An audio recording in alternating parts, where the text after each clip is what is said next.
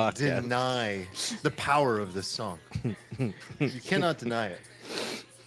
Choo choo, beep beep. Man, I hope somebody's here to see this. Bouncing on 24. We're live, so You cannot deny this is a goated song. People are gonna pump into the chat like, what what is is happening? this? This came on in the bar in Savannah. Oh, Someone karaoke'd this. no way. It was fucking epic. Did they do a good People job? went nuts. It was this like, and the whole time he was this big black guy, and he was just talking about how R. Kelly's the goat, like in between the lines. Okay. I'm just posting the link to the Discord. I'm just a little nervous about how serious this episode's gonna get, so I'm just trying to lighten myself a little. I mean, this episode can't be more serious than the last episode. It's Okay, trending, good. trending towards. Good. Bouncing on 20 Non-seriousness. phones. Well, the fact you guys canceled my "We Found Life on Mars" topic, How many memories are you guys reliving right now? mostly high school memories. I'm talking to the chat right now. Have me some fun. All right. To play us out. I don't know what that means, to play us out. Play us in. Another rendition by Sting. Take it away. Never gets old. Okay, I'm going to give you one more. Hit me one This is the song that we play at my house every time I walk through the door. No way. You have an entrance have a song at walk- house? Does it say And I Daddy just come in? in and I just start grooving and dancing, and Rumi's like, Daddy's home! No way. Oh, yeah. Wait, how do you play it? We just throw it up on the sound system. Okay. I'm confused. I have questions. Do you know this song? No. Oh, man, I grew up with this. You don't know this? You got to watch the video. I should be playing the video right now. Oh my god. Daddy Cool by Bonnie M. German African group.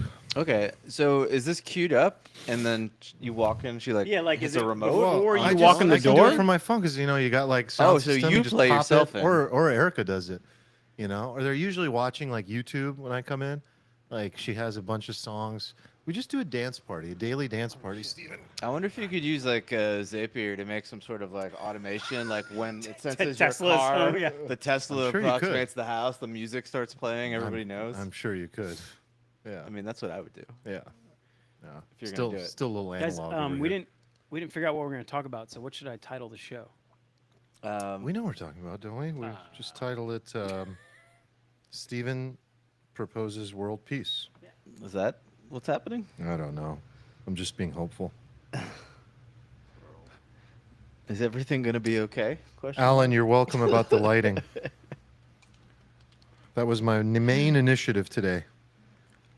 Who is on the camera? Nick? Good luck, sir. Yeah. Yeah. Okay. Got you. I think Well- we're doing great so far. Happy Alfalfa Palooza week. Yeah. Oh my God. We got our biggest event yet. This is big. This is big. We have a 20-person dinner. You're like a More. 50 more? Yeah. I think it was like 25. Whoa. What? Like a I thought they didn't allow that. Oh, really? person boat Yeah. thing. Okay. There's 50 people coming on the I boat. think there's. Oh, I don't know actually. I haven't We're gonna been need a paying bigger boat. Gonna need a bigger boat. Do we all own boats yet? Always wanted to see. Did you guys see the agenda? The designed agenda. It was quite nice. By Mets? Yeah, it was very well amazing. done. Shout out to That was Mets. a Very nice- well nice done. touch. Yeah. We've been receiving some Alfalfa Palooza merch and supplies via mail. We received nicotine. Yes. We received some candies. Yes. We received. Wait, you got like the flavored?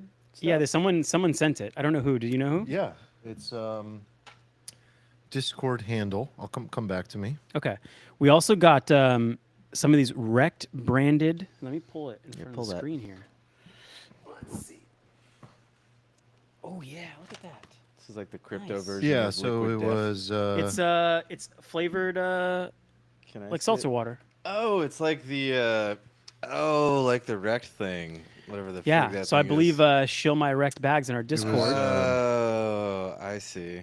I had a question about this. Yeah, I want to know the history. He here, sent us a Rex. huge box with it says It by has OpenSea. It has calories in it, so How many calories? 30. Well, let's find out. Can you Worth toss me it. one too? Worth it. Yeah. I got my cup ready. Toss me one, Poppy. Hashtag not sponsored. No, just friends of the pot. There you go. Wrecked, gonna be- liquidated lime It's gonna be flavor, warm, liquidated lime. sparkling water. Produced for Wrecked Brands. That's cool. It's pretty Yeah, nice, thank you actually. for sending that stuff. Yeah, guys. very nice. And then the Zin and the Swedish candy. So we're gonna was put it from, in the DS. Okay. Shout out to DS. Thank you so much. Yeah, we're gonna. I put it offered in the some to Alfalfa Nick. house. He didn't take any. I didn't. I don't know what's going on. He likes the natural This would stuff. be really good if it wasn't hot. Well, we put ours on ice. We You didn't gotta prepare you. prepare one. yourself. Oh. I guess once I finish this old fashioned, I can have some whiskey. What else is going on this week? Oh, my cousin's coming for Alfalfa Palooza. Tyler? Yeah. Tyler, Yeah. excited to meet you, man. Yeah, I'm excited for him to come. I'm excited And- to meet some people. We got like some OGs have met at events. Yep. We got a lot of new faces though coming. Mhm. Isn't it just incredible that people fly out, stay overnight, get an Airbnb for Alfalfa Palooza? I'm most excited for the happy hour at the house Mm. on Friday, right? Yeah, I totally missed that until you told me. Yeah. There's Yeah, a- I forgot it there's was a happy hour. Alfalfa Palooza until like 5 hours ago. You're the one who put it together. I know. Marty's like, I'm coming in tomorrow. I was like, what day is it? I was surprised. Yeah, some people coming in Thursday, some Friday, right? Caught by surprise. I can't believe we're gonna meet Marty. It's gonna be great. We should have We had meet all kinds of we people. should have had like a Marty betting pool, like where you have to bet on like a hair color, a height, Yeah. a body weight, facial features, like a skin tone, and then if you I already there's know like exactly what he points for looks like like. every single category. He's you a get paisan, right? I already know. No, I Yeah, mean that- yes, but there's a lot of types of paisans. Okay. All right, I'm going 5'10", fair skinned Italian. Olive skinned. No, like more fair. Okay. Light brown hair to dark. Medium. Let's just call it medium brown. Tattoos. Is he jacked? I think he's semi-jacked, but not super jacked. Like I think he's a dominant force, you know. And I also think he's not going to tell anyone he's Marty until we figure it out ourselves. It's always fun doing in-person events because you just call each other by your Discord name, not your actual name. No one needs a real name. Yeah, I really don't need the name. Don't really need it. Don't need it. What else is going on? What are you sipping on there, sir? This was an old fashioned. It was. It was. Did you get your 2-drink minimum in? You only got one. Damn, that was quick. Yeah, like 1.5. Okay. So Well, I got one. E.H. Taylor, right? doing pretty good here. Some very nice E.H. bourbon. Taylor, yeah. Where'd this The come from? Colonel. Colonel. Yeah. Adrian's. Okay, this might taste a little weird, but we're gonna go with it. Yeah, get it in there. Tastes good. All right, let's pay the bills. Everyone go to Alfalfa, or no, not Alfalfa. Yeah, go to Alfalfa.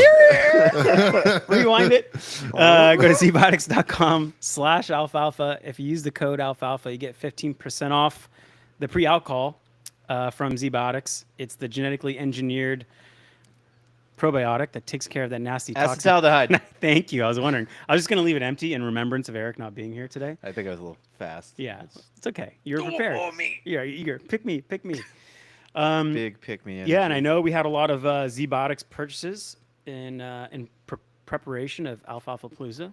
Oh yeah. I feel prepared. Oh, there will be many Yeah. Necessary. vials ingredient. cracked. Didn't you take some for your little retreat last week? Life-saving. Lifesaver? Life-saving. Yeah. Yeah, team woke up on we arrived on Friday, took it, woke up on Saturday, and everyone was just like, "Oh, I feel like nothing. I'm good, like I'm good." So, but unfortunately, on the final Friday night, we forgot, and Oh. everyone woke up feeling terrible. Oh, so that's a good before and after. Yeah, Good split no, test. and that's when I was like, "So you guys see, right? Like you see what it feels like to feel like shit." Did you make all your team members use code alfalfa? Of course. Okay, good. Yeah, so go to zbiotics.com, use the code alfalfa for the 15% off. And also, if you don't like it or for whatever reason it doesn't work for you, they'll give you your money back. So thanks, ZBiotics, for sponsoring the pod. And you don't know it, but you're sponsoring the Alfalfa Palooza weekend. And thanks, Armand, for sharing your story. I appreciate that. All right. So you listened last week? I did. You did. What'd you think? It was a lot. It was a lot. Well, shout out to Stephanie. Thank you for coming on, Stephanie. It was great to have a little change, variety. You played a great Armania. Is that what you called her? Well, say- wait, did the I say chat that? was on fire That's and just funny. kept saying how hot Armand got. Yeah, I mean, I transformed. It Transformed. was a magical No, episode. she was great. High school Great crush was in addition. the chat. Yeah, that was awesome. Chat was lit. Yeah, I was able to catch the chat. I don't know why it went away, but like when it was live, I caught the last 30 minutes and I was able to play it back, 2x style. And yeah, I mean, it was great discussion. Obviously, very emotional for certain, just the whole thing is very emotional, right? For a lot of people. But yeah, I thought there was a good amount of discussion and nuance and a good first reaction to everything. Curious to hear actually from you, like how the week has transpired. I've been a little out of the loop, so definitely not in the weeds. But before we get there, can I mention one thing? Yeah, of course. I have Alfalfa. Ooh. Oh, Buy a Tesla. Oh, yeah, you're a new Bought Tesla owner. It looks Okay. amazing. The Oh parking my lot. God. congratulations. Yeah. Do we have a signal? Wow. Is there like a? What's that? Oh, the T? Oh, I don't know. That's pretty. You could do that in a Tesla because it just drives for you. You could just take your hand Yeah, off. you the could. wheel. Although you get dinged pretty quickly. That thing. So my Alfalfa. you already got a strike. My insight is, I guess I'm a terrible driver. Like, it is so much safer to drive a Tesla with self-driving. Like, it forces you to be at 98% attention at all times. I mean, you cannot take your eyes off the road. You cannot touch the screen. I mean, when you're full self-driving, which is like, I wouldn't get a Tesla without it. It's like, that's the whole reason. It's amazing. And I can't believe how safe it is. I can't believe how aware it is. It knows there's potholes and dips in the road. I was mentioning that to Steven yesterday. Like, just crazy. And it just made me realize, like, yeah, I mean, this thing, and like you're playing around, changing the song, changing the podcast, like you're taking your eyes off the road a lot without realizing it. And Tesla makes sure, full self-driving in particular, makes sure you are really paying attention, and it's just a much better. So you have the combination of like the human supervision with Tesla's full self-driving capabilities. It's a very safe experience that way when you combine the two. And I'm blown away. I mean, I've driven every car. Like when I was in college, I was a valet, which was really cool because I was a valet at a very high-end hotel, and I got to drive every car, like every sports car, every Ferrari, every Ooh, what was your Bugatti, favorite? My favorite was probably I mean, not that you drove any of them more than 3 miles an hour as you pulled them around the no. corner. We would hit like 50 to get to the garage, and like you'd there were some guys that would like go around the corner, all that stuff. Yeah. So I got to experience a lot of those, and those are phenomenal, like engineering feats of nature. But a Tesla is a completely different driving experience. Like, it is phenomenal. No car from a technology feel perspective comes close to it. It's so smooth, so nice. Like, I can't believe I waited so long. Very happy with it. So, Congrats. So Yeah, good to all be here. three of you guys have Teslas now. Eric yeah, does and too. I have to get one for my wife. So 2 cars in the same month. But yeah, we're gonna have 2, and then yeah, all 3 of us You have got the them now. Y, right? Yeah. Got the Nice. Y. I love. Good hack. Not that you should do this, but if one wanted to, like if there's like a little ridge like right behind the steering wheel, you can put a cell phone like perfectly on there, Ah, It I looks was like gonna you're ask you s- and about it's like this. past the. It's past the. I was like, gonna ask you. It's past the eye of Sauron up there that where like, the monitors zone- everything Where's you do. the safety zone? Yeah, there's like a blind spot once you go Do past you like it. reach to like, or is it more for like, what are you doing? YouTube? Yeah, on a long car ride, I'll just put like the Yeah. YouTube up there. And it's like right in my field of vision too, so I don't feel that bad about it. Is there not a YouTube app? No, there is, but when the car's moving, it doesn't play. It won't play the video. Although I heard there are ways to like jailbreak it. Yeah, how but do we apparent- jailbreak I- this like, thing? I looked into this a little bit. It's Yeah, this is apparently for Alfalfa After it's Dark. apparently like a This is it's a dicey proposition, but there are people who jailbreak Teslas, but it's a bit they patch them and Can we have a brick the premium car. and talk about stuff like this? I would like that. oh god. Yeah. It's stuff you If can there- still if get there in was a trouble way for when where- it's recorded. If there was a way where it could be like Snapchat, except somebody couldn't like take a picture of the phone or something, I would do it. But there's just no way. Yeah. You're just gonna have to talk to me. I zoomed you guys for the IRL. Alfalfa meeting yesterday. That was amazing. And it showed up on your screen. Yeah. While you were sitting still. in And the if I'm parking sitting lot. still, my video will play and everything. Like, it's sick. Like, it's really sick. It's good. It's a good car. I bought more Tesla stock after I got the car. I shoved in when I told you guys, Mhm. and oh my god, You're wow, happy. Tesla. Yeah, that was like 2 months ago when I shoved in What's up? Nvidia What's up, Bigley? and Tesla. Nvidia's been a sketch lately. Nvidia is like break even since I went in, but Tesla looks good. oh my god. Looks very good. And when Optimus and all that Oh my happens, God. It's like- Jesus Christ. I'm thinking about going 20% of port Tesla. Honestly. Yeah, Ooh, yeah. I mean, we've talked 20% of your about, portfolio. we've talked about like, you know, when you're I feel like it makes sense. looking at the future, it's like Nvidia, Tesla. I mean, you want AI exposure and future of technology exposure. Like, what better? Yeah. I don't know how Eric does this. Like listens and then plays the ones and twos on this thing. It's incredibly tough. he truly has a gift. I miss him. By the way, happy anniversary, Eric. He's out today Aw. because it's his him and his wife's What a anniversary. good It's husband. very You know, wholesome. kind of a lame excuse to miss the pod, but whatever. Chat seems very excited to dap in real life, as the kids say. And Paradox is in here. Tunsky's going to be in here. Corby's going to be here. Are ours up? Rich Tech Robotics? Is that it? Yeah. Nice. I Wait, saw is that it magic Rich Tech? lines. Rich Tech? Rio Tech? Is that the one Rich Tech, right? that moves around the cheeseburgers at McDonald's? Yes, they move around the cheeseburgers. So someday when we go to a restaurant and it's cold and just robots are bringing the food around, and there's no human interaction, you can think hashtag RR. Okay. How much is it up? Yeah, I wonder how much it's up. I don't look at my. I look at my stock portfolio like 4% of the time. I look at my crypto portfolio for some reason. Let's see. Carby 20%. Ooh. Tesla. Nice. Yeah, Rich Tech's doing things. Is it? How much are we up? I don't know. By the Depends way, when you bought, but What it's about up quite a bit. Google? We bought it sub. We've 2. added $1 trillion in market cap. Like Google went from the most embarrassing AI launch to being the market leader.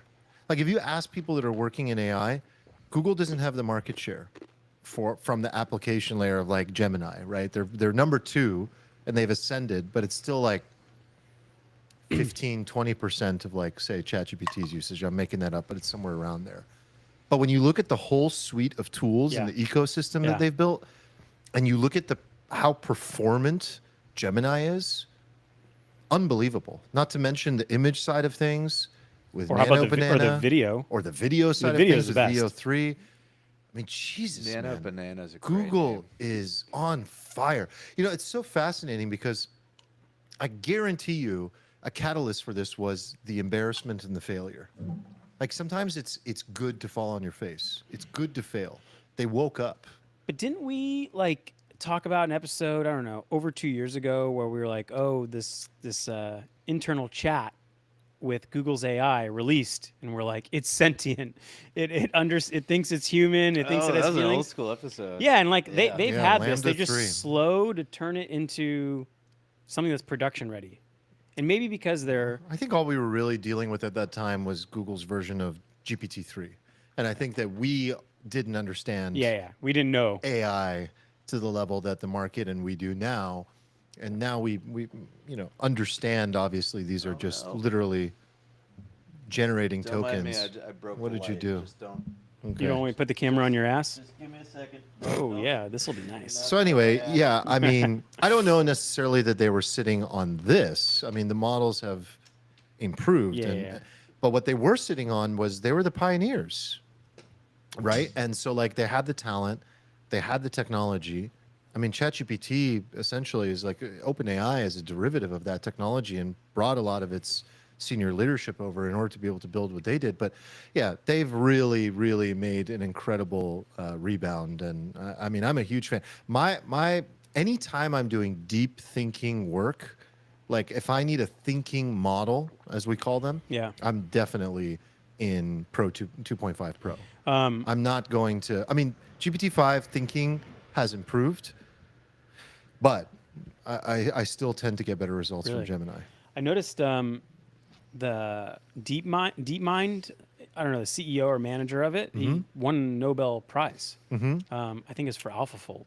I'm most excited about that coming to market. Apparently, they teamed up with Eli Lilly, Novo Nordisk, so they're gonna come up with, I don't know, new proteins, new whatever, and then have a pipeline into these drug makers to, go to market, or I guess come up with solutions within weeks or days, Yeah. which would be wild. That'd be Yeah. exciting. I mean, He says it's 10 years off, The but theme of 2025 still hasn't been. The real theme of 2025 is not just agents, but specifically coding agents, autonomous agents that are working in parallel, and that it can literally, a lot of these guys, like the Claude leadership team, the Google leadership team, they're saying like 90% of code is or will be generated by AI. You talk about the bloat of like code in general, and the final 10% is like definitely done by humans. But at the same time, it's remarkable like how quickly things have progressed in the coding realm with Replit, with Lovable, with Google, with OpenAI Codex just came out the other day with their GPT-5 Codex, which is apparently very performant. And when you look at it, like the major theme of 2025 has definitely been like coding. We're yet to see that take place in other verticals, like where we're going to have like true AGI. To have true AGI, you need AI that is intelligent at a PhD level across the board. I think that's looking further out, potentially. Yeah, I think DeepMind guy said 5 years. Yeah, it just takes, in my opinion, it takes a different approach. I'm no AI architect, but my co-founder, AI architect, who was developing transform models 8 years ago, says like that we're never going to get there with these models, in his opinion. But the point is, like, it's wild the amount of productivity and production and software that can be created with these coding agents. So definitely a huge year. Huge year. One thing we've noticed when building our kind of multi-agent systems is that you have to make a lot of the end product deterministic. And transformers and LLMs are by nature probabilistic, and that doesn't work when you're trying to have specific outcomes. So, in our CS, like customer service agent system, I'd say it's probably like half deterministic. It's not like you're just handing a customer service email to a LLM and saying reply Figure to it it. out. It's not at all. In fact, we don't even let the end agent that writes the email, it doesn't even see the email the customer sent. We dissect it, deterministically categorize it, context engineering, only send it the core of what it needs in categorizations and labels and whatnot, and then it writes it based upon like this data set that we give it, like almost like a JSON like output of like, here's everything you need to write this, now write it. Yes. And are you noticing that too, that a lot of the solutions you Yeah, have you are got to have deterministic? kind of locked ecosystem, multi-step functions that are very, very clear and specific, potentially a human in the loop. Yeah. You're really not running in the wild unless you're just using ChatGPT agent to go and book you some flights and figure out a trip for you. Like that's a consumer use case. For workflows in enterprise or in organizations, like, you've got to very specifically adapt it to a specific set of data, a specific set of workflows, a specific set of steps. And that integration is very, very hard work. That's why the MIT study was like 95% of these pilots have failed. Well, why have they failed? Because integrations are very tough. Yeah. And you can't just start a pilot without clear outcomes and clear measurables. A lot of these pilots are just bogus pilots. It's just like, oh, we got in to, Nestle and, great, let's start a pilot and just try to prove a use case. You have to start with the end in mind. Yeah, and it's easy to get to 80% of the use cases that you need, but the last 20% is incredibly hard. And it seems like the context engineering portion of it, if you do the work, and that's like, I don't know, for us, it's been about half the time, like re-architecting it, making it object-oriented, doing the context engineering. But if you do that, you can actually get rid of most of the hallucinations if you only totally give it. can. Yeah. So anyway, totally it's can. been a slog, but I feel more confident that like you can make production level, business grade applications with them. It just, I mean, you're a lot further along than we are, but like, I'm in a totally different realm. Yeah. You're applying, applied AI to a specific workflow for customer service in an organization. We're like a platform to do this for organizations with like a pretty clear set of constraints and outcomes. So, but I mean, the point still is the same. It's like you've got to do the work to. It's a lot. Like, it's a lot. Yeah. But it's amazing once you get it working. It's absolutely astounding once you get it working. Yeah, like when we were starting to play with the new version, it's just so much better. and it And I does love most that of you're it. saying context engineering because that's the big theme. I don't know if right that's the now. right word. Is that That what? is the okay. major theme right now. We've moved away from, I think the idea of context engineering, I forget who kind of like started this, but prompt engineering is hopefully a thing of the past. Yeah. And it's all about context and it's all about clear steps and workflows.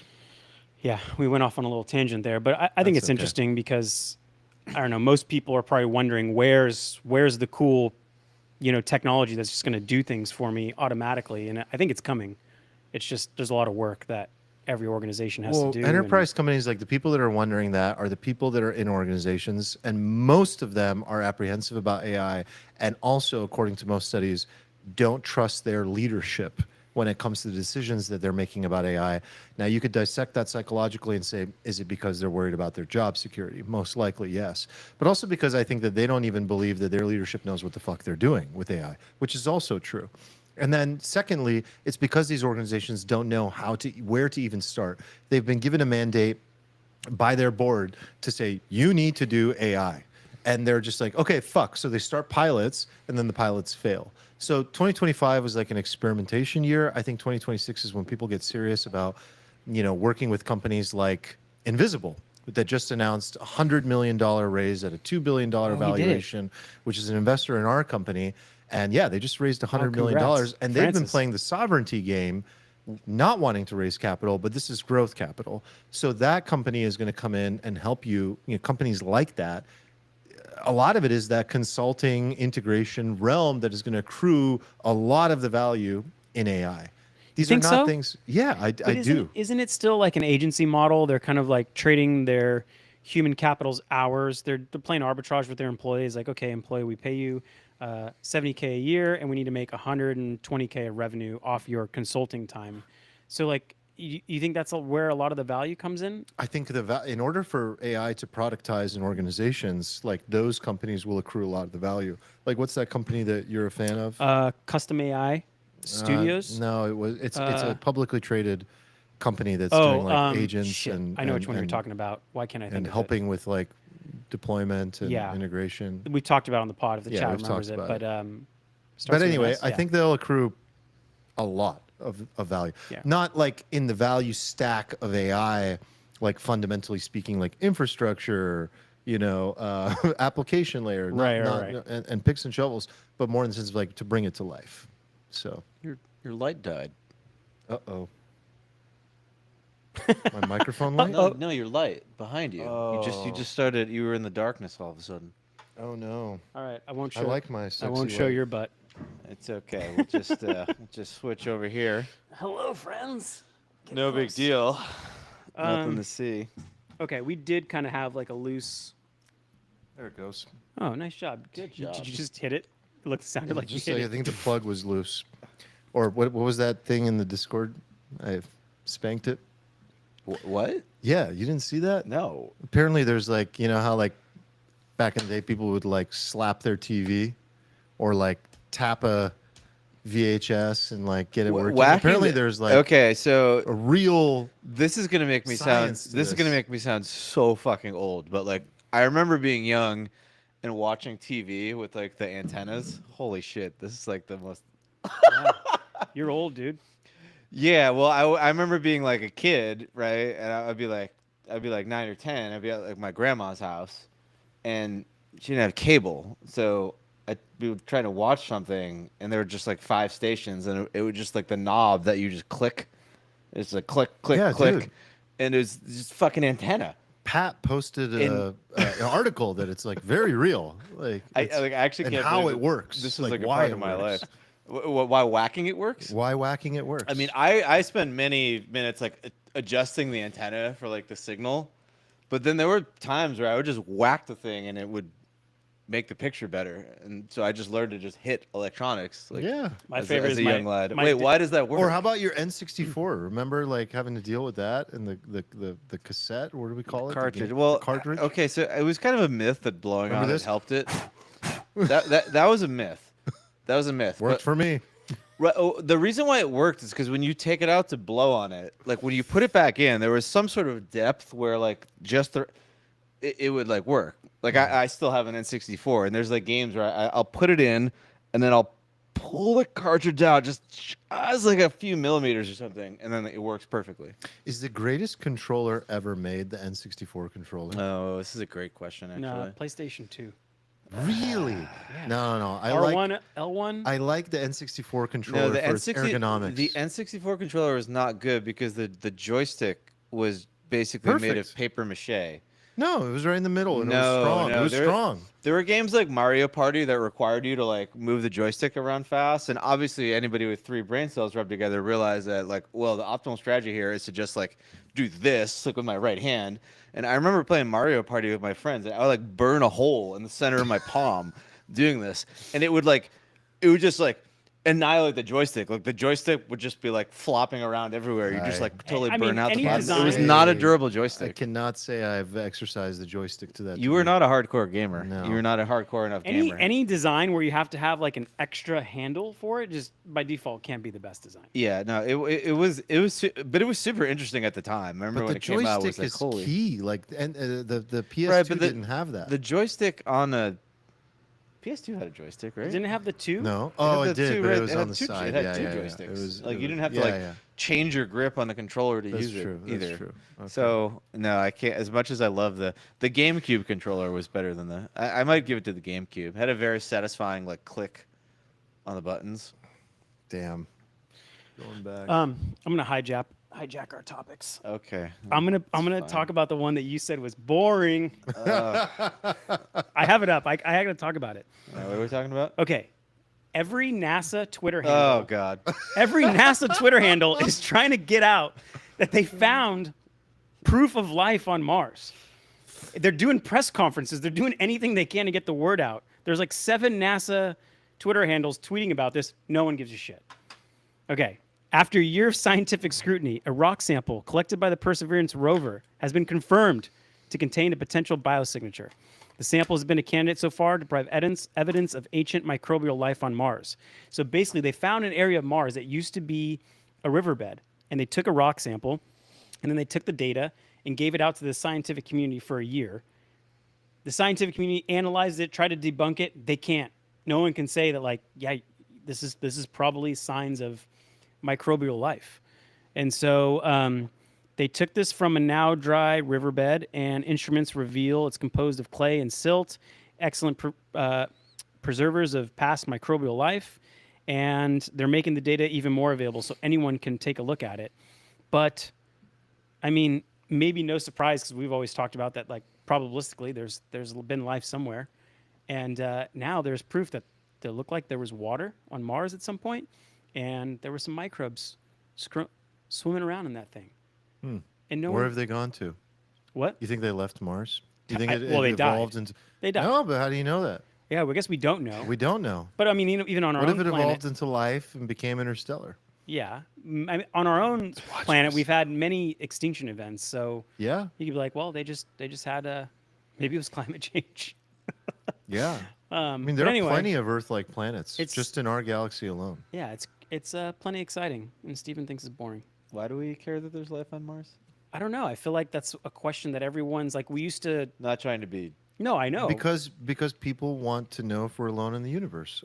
Right. Why are we here? It goes to like some of the existential questions It was about. so obvious that like there's a high probability there was life on Mars, and ergo there was. I agree, but there's never been any evidence. Basically, like probability of one. But think about what you're somewhere out saying. there. Like, if you're saying there's a high probability there's life on Mars, are you saying there's like a 99.99999% that there's life in the universe? Because that is not consensus. I think there was virtually a 100% chance that like if you define life as like traces of like microbial bacteria or something, like, yeah. Like I call me when we find like humanoids. No, but it just so happens to be it's the planet next to us. Like how Right. convenient that this is right there, and we can potentially learn from it. I don't think there's going to be any technologies from it, but at the very least, it's going to be providing inspiration to be like, oh, we need to go forward. We need to keep going. And I think humanity benefits just because the more you push the technology it takes to go explore beyond Earth, the more that technology kind of comes back home. And I don't know. I think it's I think exciting. there are probably I think there are expressions of consciousness and life throughout the universe. I think it depends on who you ask. You know, if you ask certain cosmologists, they'll tend to lean no. It's like the big question. And others lean yes because of just the sheer number of Earth-like planets in our galaxy alone. If you extrapolate that, the number's enormous. Yeah. And so you have to assume, probabilistically speaking, that there would be some version of life that came to be. But then you have this discrepancy that occurs, like that we've gone into, which is like, well, from the materialist perspective, which is completely like at this point for the last 70 years, like I think most have like moved beyond that. Any serious scientists have moved beyond that into what I've been proposing and talking about, which is like a consciousness first perspective on the universe. But in a materialist world, like you're looking at it and saying we're just some happy accident. And so even if there was like some organism or some form of life that evolved, there's no telling whether it became conscious or not. And I just think that's silly. So, yeah.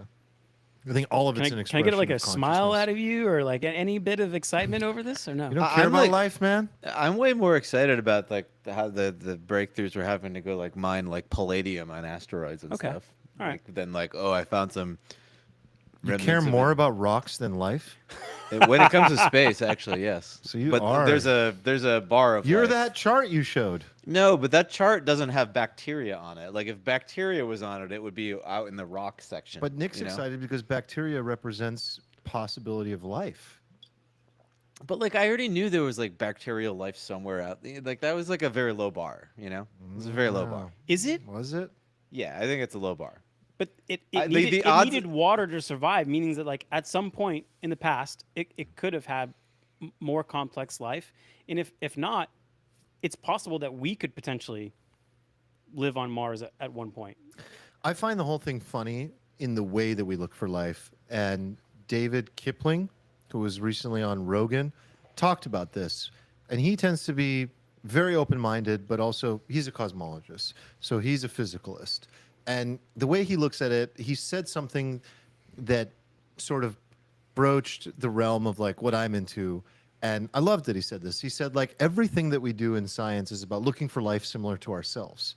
We're using tools based on the constraints of human mind and human technology and human knowledge to find patterns that represent what we are. And all of that is very singular in focus.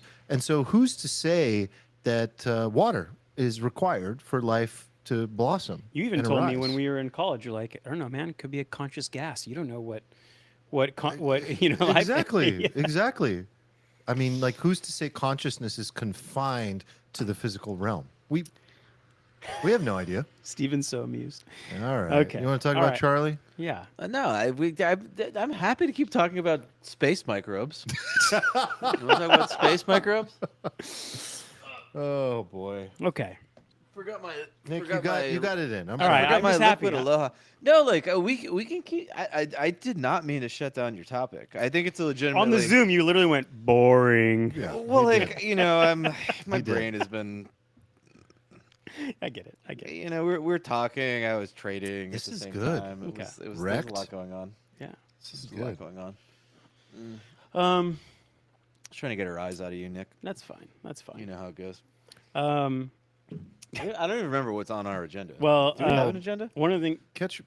Yeah. Go ahead. We were just going to talk about the text messages that came out Yeah. between this guy, Catch me up. the shooter Robinson, and his roommate lover. So there's a lot. The politics channel has become The difficult politics for me channel to has follow. been lit for the last. It has well, been difficult for me to follow though, because there's a lot of code in there, a lot of abbreviations and things that I'm not up to speed on. So I'm like, whoa, what is going on right now? So what is going on? There's also all this like knowledge that people have just accumulated from being in there and sort of Yeah. chronically politically online. And so if you walk in, you know, people just say things and you're like, wow, and they're like, yeah, welcome to. Yeah. So But what an incredible discourse and channel, you know, like it's been good. It's been like a nice breath of fresh air because, holy shit, man! Like, I mean, I wanted to delete X from my phone so badly, but like I need it for my coins. Sorry. But like my X feed, and it's just like sucking me in. Like I spent so many just create a hours. crypto only feed. Oh, I can't do it. I don't have the self control, man. And it just sucks me in. It's just so toxic. And I've been like watching like the worst expressions of humanity over like the last like the algo is just feeding me like the worst people like gloating about like death and shit for the last like 5 days, and I'm just like, so my brain is like mashed potatoes. I mean, did you see what JD Vance posted honestly. or Elon? I think it was like the majority of the left believes like that the government is fascist, Donald Trump is fascist, and that they would not mind seeing him So assassinated. it's funny you mentioned that because in the politics channel over the last few days, there's been this like study going around that's been quoted by everybody. It was quoted by Charlie Kirk. It's been quoted by Ben Shapiro, and like sort of the gist of the study is the data point being thrown out is something that like I don't know 48 to 58% of the political left thinks it's like okay to like murder Elon Musk basically. Hmm. But like I pulled up the study and I looked into the data, and it basically asks you like a 1 to 7, like how okay is it to like assassinate Elon Musk, you know, and Donald Trump, and then they break that data It's down. like a Likert scale. Yeah, but like when you when you look at the way the data is laid out, right? It's like 7 is like definitely not okay under any circumstance, and 0 is like okay in like pretty much all circumstances, you know? And then like everything else is like some Shade. non-binary thing. And the vast majority of people sort of like fall in that area. But there's just like this kind of like skew of data, and then if you lump in the sort of kind of people in the middle, then you get kind of like a skewed thing. So the number's not 48 to 58%. It's like a bit of a data bastardization, but it is still high. Like it's still like 20 of people on the left, which is high because there's 150 million, 200 million people who are on the political left, and 20% of them think it's like I mean, you're just more okay wondering. than not. I You know? mean, I think a lot of people are just sitting and wondering, like, where are we that we now think like assassination is justified Yeah, by I any mean, means? Like, political violence is justified. And there's a lot of people that believe that their ideal, their ideology, is justified by any means necessary, and and progressive culture is one of radical change at all times, and so there's a lot of this like the ends justify the means. I mean, the problem with all of this is right. Like, if you are basically of the opinion that like it's okay that this man died because his opinions were so abhorrent that like it's fine if we kill people for those opinions because those opinions are bad. Well, bad according to Or whom? they kind You of have a know? perspective like it was the writing was on the wall. I don't want to say like deserved, but that's like something I've seen. It's like, Yeah, but like I don't think we have to go that muddy. I think there was like a very high volume of people who were like, yes, he deserved. Like I saw some very yeah, horrific things. There was a high school there's a high school teacher like 10 minutes from my hometown in Rhode Island who like made national news. Like because he was just he's filmed like I think just ranting in class about stuff. And what's it was crazy to me just like watching people post these opinions on the internet voluntarily of themselves like on TikTok. And why that was scary to me is because I was like, "Oh my god, these people are so fucking indoctrinated. They live in such a bubble that they think there is such a vast consensus around the stuff that they're saying yeah, but they got that they can checked. publicly yes, they got checked. Like I don't know if you saw like Jimmy Kimmel got canceled. I Did you know. see I just that? saw that. That's crazy. So seeing like the backlash against that this week has been like kind of comforting to me in a way, and I actually want to have like a follow-up discussion on that I want to because talk about that the most. I think that's Yeah. actually a good meta discussion to have for sure. I mean, look, last week I was obviously a little bit shook up, and And I apologize for anything I said that I don't remember on the pod because I was pretty drunk because I killed a bottle of wine at like 2 p.m. that day. Like I was I pretty, didn't know that. yeah, like I was pretty messed up by it. And it's not even like I'm like a disciple of like Charlie. Like, but like I've watched him enough to just know that he was like a good human being. Like I didn't agree with everything he said. Like he's very religious. I'm not very religious. He draws a lot of arguments from the Bible, which I don't like to do. I'm like kind of more into the Thomas Sowell area of conservatism, where we just sort of used logic and like we looked at the Constitution and like I'm kind of more into that thing. But like when I was like a kid, kind of growing up, I wanted to talk about stuff with people and like just to seeing his videos where he would talk to people and just kind of falling like headfirst into sort of debate culture on the internet was like a big deal for me. It was eye opening for me, and then like I was like, oh my god, I got exposed to all this stuff, and it was like a big way that I formulated a lot of opinions. I would watch like 2-3 hour debates of people just going at it on like random topics, and I like that stuff for some reason. So I knew enough about him to know that like he was like a good person, and to basically just see like a good person like just shot dead in cold blood like that was like rough. And then I was more bothered also by the reaction from everybody around me. Not everybody, but like a good chunk of people, because I was like, oh my god, there's like this like cancer in society, and what do we do with this? And Did you see the Stephen King? oh my god, like but credit to Stephen King, like he actually retracted Yeah. the thing he said, but it's a good example of how like people like are so fucking propagandized that they will just tweet this stuff. Yeah, he said we should stone gays to death, and then people are like, he never said that. But He's like, what do you mean? He didn't But say the that? problem, Like, no, he with, like literally with never problem, said that. the problem, I almost don't blame people like Stephen King, because we live in this world where there's just like you had the mainstream media that drove the narrative, which now Elon calls the legacy media, and so like anyone under 50 just doesn't pay attention to that anymore, right? But still, it drives the narrative of like the boomer generation. Now you have everyone getting their news from social media, and no one knows it left from right anymore. Like, he saw some stuff and he believed it, and he didn't like dig in much further. It's And clip culture. that's the world we live in, but we're all guilty of it. Like, God knows how many things I believe or I have seen that I just like implanted in my brain, and I scrolled through it and I was just like, oh, that must be true, or I don't even know what's true anymore. And eventually we're just going to get to a point where we have no fucking clue what's true anymore. And many people are already at that stage of disillusionment, and 100%. reality is 100%. just completely I was at the barber shop today, and my barber's just like, I don't know what the fuck is I don't know. Like, I don't know. Was it Robinson? Was it somebody else? The tinfoil in my YouTube is like on fire. He's like, all the tinfoilers are going nuts right now. I don't know anymore. Like, the tinfoil has been proven right so many times. Do I believe them? Do I believe Elon? Do I believe CNBC? I don't know what the fuck to believe anymore. So I personally don't, like, everyone is suffering right now, is my point. Like, whether I agree with them or not, they don't know the truth, and neither do I.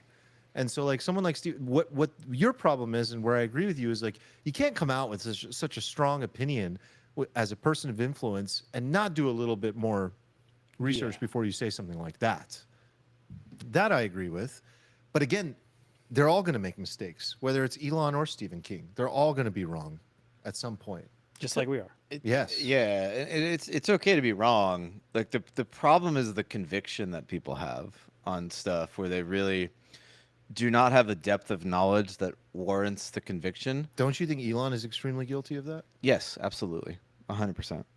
100%. And I think what Elon does is like kind of dangerous at times, for sure, For because sure. he's wielding this gigantic like mallet of influence. And does he really have like the deep depth of knowledge on all this stuff Yeah, to like he have runs such 5 fucking companies? Like, like probably not. So I do think that's like irresponsible to a degree. I think it's fine to use the platform to spread ideas and to ask questions. Like if you put your Elon, you post a video and be like, what do people think about this? Like, is this true? Like, that's like one thing. But when you're just like, you retweet something and you're like, yes, we must do X. Like, 100%. there's just no, that's very impactful when you're tweeting to like a billion fucking people. So that I am wary of for sure.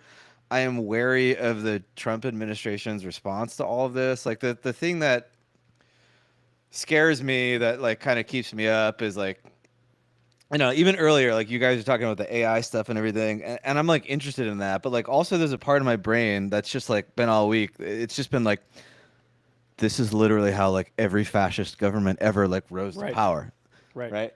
They like there was a deep rot in society. There's usually like a deep like economic rot, a deep like cultural rot, there's often like a sort of sexual degeneracy element of it.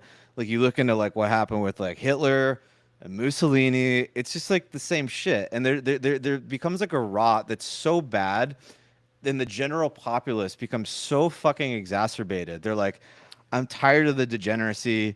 I'm tired of like random white chicks getting stabbed in the neck on fucking subways. I'm tired of like people cheering for like murder. I'm just tired of it. Like, fine, just do your thing, strong man. Just send the fucking army in and just suspend the concert, just whatever. Like, I don't care. Like, they get so tired of the rot, and then that they give a power, and then the power gets abused, and then the next thing you know, you're in this like really bad place. And like, so listening to some of the Trump comments, And then they're flipping the script and using the same script as their opponents and trying to control free speech. With Bondi. Yeah, I mean, yeah, like so AG Pam Bondi was like talking what about did like she say? She said some outlandish shit. dude, she was talking about I don't know, I wish we had a clip, but like, yeah, She wants to ban hate speech. she's like talking about regulating hate speech, and I'm just like, what the fuck universe But, like, am I in? undertone with that is like there's a Ministry of Truth that decides what is course. hate speech and what's Like not. we just did just like a year and a half ago, we were railing against the Ministry of Truth on this podcast, Yeah. right? From when the left made it, it was a fucking stupid idea. It's still a stupid idea. It's all, from it's the all other the side. same. They're all fascists and communists the same I way. mean, They there's- end up in the same place. Well, They're all the same. I mean, the Trump, the MAGA is not like a conservative movement, really, though. Which is because like everything is like populism now. Everything is like shades of populism and fascism, like the left and the right. But it's a covering. both- It's all about power and control at the end of the day. Like it's just the costume that they're wearing. So this is what I want to ask you, and this is what I've been thinking about. You're clearly like very in it, and I understand why. And I go through phases of my life where I get really in it, and really like COVID for me sparked like I think everyone became more political after COVID, right? And I remember like experiencing more anxiousness, more neuroticism than I'd felt in previous times. And I remember going to people older than myself and asking, like, I would always ask people, like, do you remember a time in your lifetime that it was this chaotic and this just turbulent? And they'd be like, honestly, no, like this is different. And so that just like made it worse for me. I was like, okay, we're really going through some sort of fourth turning event that even the previous one or two generations hasn't experienced, and just got worse and worse. I eventually just was like, I got to take myself out of this. I got to remove myself from the narrative, and I got to remove myself from the discourse and look at it from a more meta point of view. And when I look at it, all I see is the same politics that has existed for thousands of years. Politics by nature is toxic. That's it. It's always going to be like this. And by removing myself from it, I'm able to just see that it's just a game of he said, she said, and everyone is lying. And I don't get riled up by the lies anymore. Like all the lies that occurred, whatever channel that was like, it might have been friendly fire, it might have been, Take a guess. CNBC or something. MSNBC. MSNBC. You know. I don't even know the difference. But I mean, Legacy media. you know what it is. So it's like MSNBC, saying some ridiculous thing just minutes after this guy has been assassinated or, shot. I look at that and I'm just like, everyone got riled up by that. I'm like, yeah, okay. I expected it. Like they're driving a narrative. They want me to react to it. I don't want to react to it. I'm not going to react to it. I know we're living in turbulent times, but I know that by falling into it and trying to go to war for whatever ideology, radically moderate ideology, this is what I would like to see in the world. I don't see any worthwhile outcome out of that. I don't agree with Nick Fuentes that I need to pick up my axe and go to war and fight for my rights. I just don't think there's any positive outcome out of that. In defense of Nick Fuentes, though, like Nick Fuentes after all this went down, I actually watched the episode he did, and it was like pretty good, actually. I mean, I transcribed it, Yeah. and I did too. It was like, do not But it's like commit violence. Yeah, he said don't get violent, but it was definitely a call to arms. Okay, but like, okay, so here's the question I want to ask I'm not you. saying he shouldn't have said that either. I'm just saying that's not call my call game. to political arms. Yeah, but if you are politically inclined and if you have a desire to get involved and if that's what your mission in life is, by all means, thank you. I hope that if I agree with you, you win. But I guess I'm just speaking very personally here, saying like there's nothing in it for me. And I don't know what to do as a result of it. All of this shit that's been going on since COVID and even before COVID, I don't have any fucking clue what to do with it. I'm just going to have to build my business, take care of my family, and hope for the best outcome. I mean, so that's where Eric fell. He called it the pageantry, which was like you talking about the line. I just remembered something we talked about last episode, the pageantry. which I hadn't before. Yeah, but- Eric has that word for that.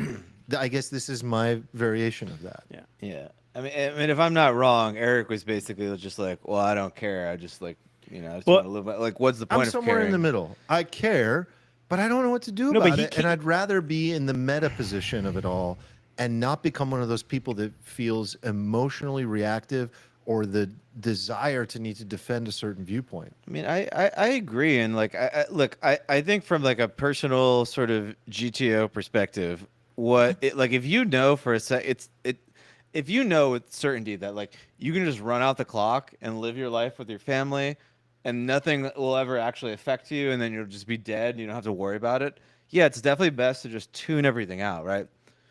There comes a point though where like the stuff is going to come to your doorstep, and you're going to wake up one day and be like, whoa, what the hell happened? And there are going to be people being like, hey, we've been fighting this battle for like 20 years, and you were just kind of like that was COVID. opting That came out. on everyone's doorstep. And, No one is going to be like fully, insulated from how the future shapes out. Like it's just not going to happen.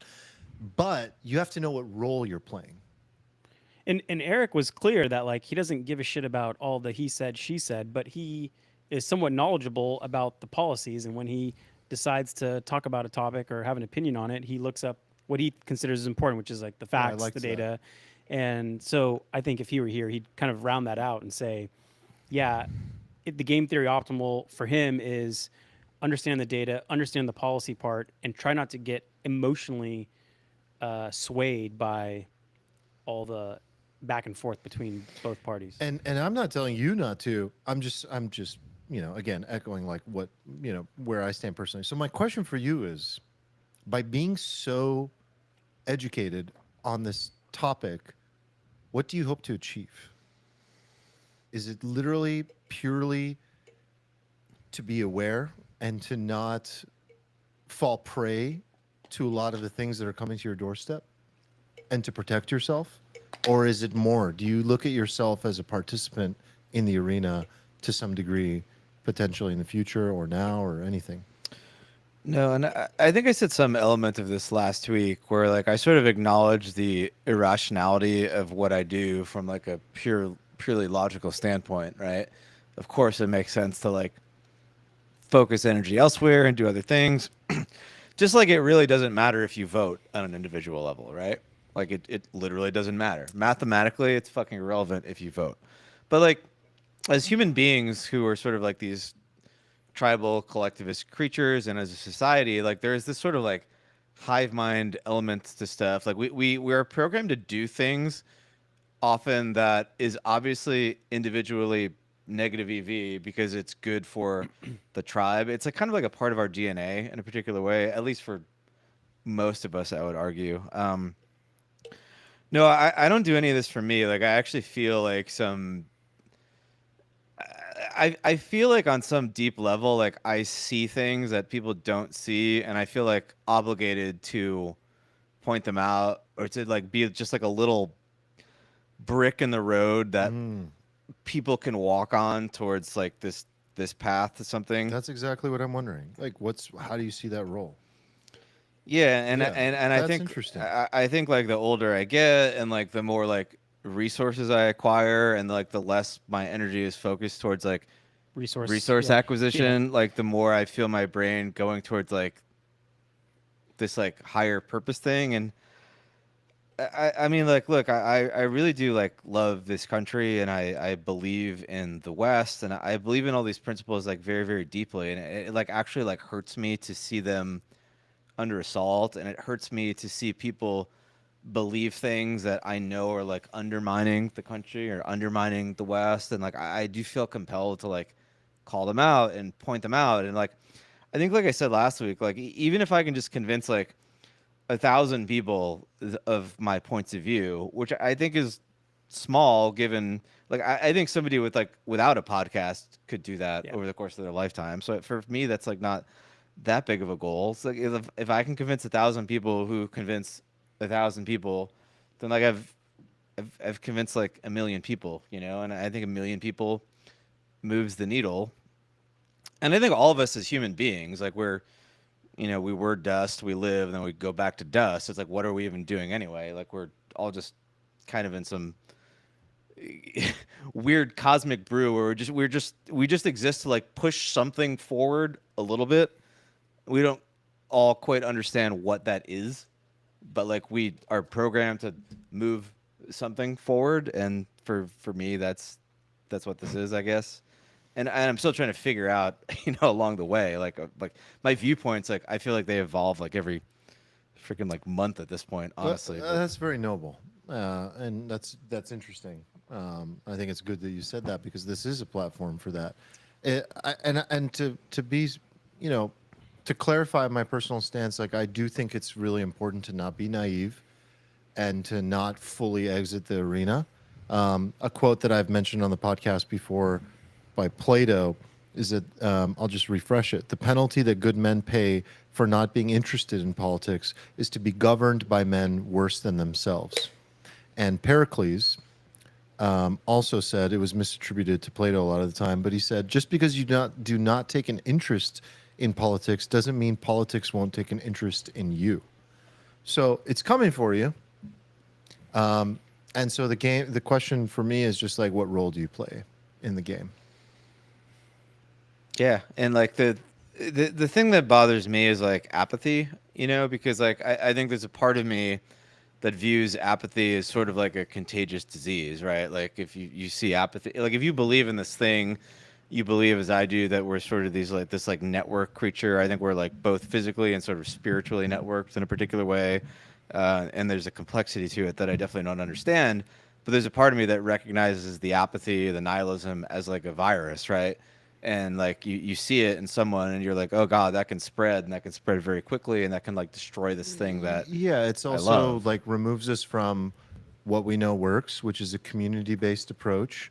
The selfishness of that approach is not sustainable or utilitarian in the slightest, and so it doesn't lead to good outcomes. If everyone, like if we all did it, it's a privilege to be apathetic. Yeah, it's a huge privilege for sure, and that's That's a good use of the word privilege. yeah, no, it really no, it really is. I mean, I'm thinking back to like the early days of this podcast and how like in the early days of this podcast, I feel like we made episodes that were very much grounded in like some heady theoretical. Like we would talk about this like high level content. We had like I remember we had like a whole we did an hour episode on like the fucking veil of ignorance, right? Right. Like very like Yeah. we were just like the good old days. We were like, let's do an hour on John Rawls and just like There's no actual event happening, so let's just talk about it conceptually. and I feel like in the course of this theory, like I feel like I've always tried to lay out like why I believe like the general framework for the society is good and why we should defend that framework and what happens when the framework breaks down. And I'm like a big believer in the West and in the Constitution and the principles of like Socratic debate, I guess. And like one of those principles is the idea that like you have to have free speech and you have to have the ability to talk to someone, right? Because once you accept this principle that this person's ideas are so bad that we should use violence to suppress, like the idea that like words can become violence is very dangerous, because once words are violence, words become justified to be countered by actual physical violence, right? And then once you sort of establish the precedent that like your ideas are violent and I can counter your ideas with violence because they are violent, you've just opened this can of worms where you just inevitably end up in physical confrontation and then inevitably war because there is no objective determinant of which ideas are inherently bad and which are inherently good. This is the thing you have to debate in the open, right? So if you can simply declare the other side's ideas to be objectively bad and violent and worthy of suppression by violent, well, you've just opened up this Pandora's box where the other side can do the exact same thing to you. So every like Pilates instructor on TikTok I saw who was like, this person deserved to die because their ideas were so violent and they caused people harm. I can make the same exact fucking case for your ideas because I can just associate your ideas that you're like 1 degree removed from like Mao and Pol Pot, right, which killed like hundreds of millions of people. Your ideology has resulted in the deaths of millions of people. Ergo, like, well, I can just kill you now, right? And then once you do that, like we've just regressed back to warring tribes, just fucking killing each other. We've dismantled like all of the institutions that like allow us to function as a society, and that's like the shitty road that we go down. Like once we start like letting that precedent take hold, and that's I where have things get something very interesting for you on this. I'll say that, and then I want to get the chat involved too. One of the things I've learned recently for why society is so fractured. I mean, it is obvious that Western society is ill. There's literally like a mental illness and a fracturing that's undergoing and has been as society has become more secular. And with that secularism comes division of ideology and a lack of unification. The reason that, in particular in Europe, there is such an adverse reaction to minority groups is actually quite obvious when you look at it. When you look back at ancient times, Muslims, Jews, and Christians in particular, if the core cultural framework and ideology is strong, there's no reason to be, there's no reason to feel attacked by the virtues and ideology of another group. There have been so many times throughout history that Muslims helped Jews in Spain, or when Cyrus the Great freed the Jews from Babylon. What you have going on right now in the West in particular is a lack of any form of unifying ideology. There's 1,000 different sects of Christianity. There's all this atheism, and there's all this polarity that exists on a cultural level. And so you have minority groups that have very strong ideology and unification that are aligned, entering your districts, your countries, your cities, your districts. And that's a threat, because what we see occurring in Europe in general, and in England and the United Kingdom, is like they're marching through, in France, marching through the streets, Allahu Akbar, all this stuff. Well, why is that happening, and what's the reaction? You're intimidated by it because you don't have a rally call. You don't have a unifying theory that aligns your people, and you would not feel attacked, or you would harbor these people and you would view them as safe if there was something that aligned the majority group in the first place. And so I think this is really what society is undergoing right now. If I get directly to the core of it, and something that we've talked about before, is like, if there's going to be a new era that unites the Western world, it requires some coherent, whether it's religion, whether it's science, whether it's philosophy, whether it's art, whatever it is, it has to be something that everyone as a whole buys into. And when I mean everyone, I mean pretty much close to everybody, because that's what religion provides. And so without that, we're going to feel vulnerable. People are feeling extremely vulnerable by these strong forces entering their homes and saying, this is the way we think things should be. And it's like, wait a second, what the fuck? I didn't ask for this. So something to think about, something to chew on. And until that day comes, I don't know what that is. I don't know if AI provides that. I don't know if art. I mean, I think like when AI really takes over to a higher degree, all we're left with is art and philosophy. And so we need to begin to lay out a framework for why that's a value and a coherent system and thought structure of a thought system for that we can all agree on. Otherwise, we're lost to fascism. We're lost to the uprising of the most radical ideology that is willing to plant its flag and take over. I mean, you're right. Like you can clearly see with something that is as widely accepted as free speech. You know, in the West, it's Right. widely accepted. If you polled people, they'd be like, "Yes, I believe in free speech." But then there's clearly no common set of principles on either quadrant of the political spectrum. Like there is no set. Okay, well, this is what free speech means. This is when we defend it. This is when we don't. It might be written somewhere, but clearly everyone doesn't agree upon it, and they apply a set of different principles when they're in power and when they're not. And so I get what you're saying. Yeah. And I can even see it in just this one principle that we say is common, but you know. Yeah, we don't have a fractured. unifying perspective on free speech. No, I mean just even like cancel culture, like who should be canceled, because I know we want to talk about that a little bit. There's definitely no principles on either side. It's clearly, well, when we're in power, we're going to use it to our advantage, and when we're not, we are going to, you know, complain about it. Yeah, And- I and I wonder- would push back on that. Well, I was going to say, I wonder if it's not so cancel culture is bad. Like I bet you there's a lot of things we could find that we'd be like, person should be canceled. You know, like I put down a list of professions that seem kind of like you would want them canceled if they're saying, yes, this person should be killed or deserves to be killed. Anyone. You know, like a teacher seems good. They're teaching young children. They shouldn't be bringing that in the classroom. And do you even want someone who believes that, teaching the next generation? You could argue any healthcare worker, right? That they're supposed to be no bias in terms of giving aid and giving medical attention to someone. And will that ever come into play into their work? Whether if they disagree with someone politically, they're like, maybe we just don't let this guy like phase off. You go to judges, obviously, even like pilots, right? They have a duty of care to like get the people on the plane safely. If you have this little bit of nihilism or like, some people should die, like I don't even want like a hint. I want like Sully being like, we will survive and everyone deserves to live, and I'm gonna walk up and down the plane twice to make sure that everyone's, you know, gonna survive before I jump off this thing. Social workers, and you know, even if you're a restaurant owners, do you want servers who have this kind of like filter?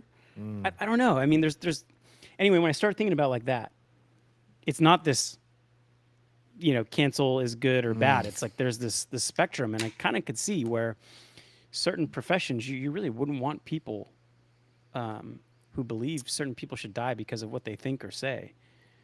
We've come a long way from the 10 Commandments. Yeah. I just want to read out a few of these. Jonathan Pearson has been here since episode 1. What's up, Jonathan? Whoa. Welcome love to you. the chat. You're sir. the man. Glad to hear this about last episode. Last week bummed me out so bad. Sorry. Eric's, I don't think that's toward you. It's just Eric's exasperation toward the end mirrored my reaction as a listener. It's good to hear from people. Huge fan of the pod. Been here since episode 1. Thanks, guys.